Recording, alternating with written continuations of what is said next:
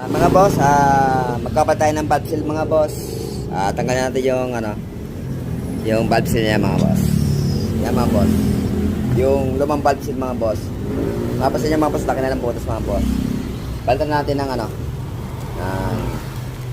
original na valve seal. Ito mga boss, yung original na valve seal natin. Yan. Kung makita niya mga boss yung difference ng laki ng butas ng valve seal mga boss. Ang laki mga boss yan. Bali ito mga boss, meron tayong tools na ginagamit. Ito. Bali ito mga boss, ito yung valvula, valve, tapos ito piston pin. Tapos minildingan ko siya mga boss na handle para mas ginhawa tayo magtrabaho mga boss. Gaganin natin mga boss yan, salpang ng ganon.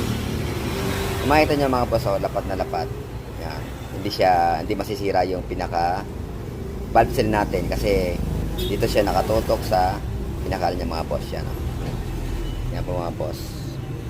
Yan, laking bagay na yung meron tayong ginagamit na tools para saka natin lagyan ng langis. Laking bagay mga boss pag yung meron tayong ginagamit na tools.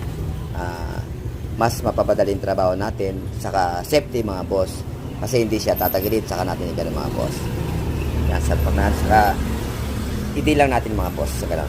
Yan. Ganun na po mga boss, mas madali magtrabaho pag mayroon tayong tools na ginagamit mga boss. Yan. Sige po mga boss, kung nagustuhan nyo ating video, paki-like and share and follow na rin po mga boss. Ingat po kayo palagi. God bless.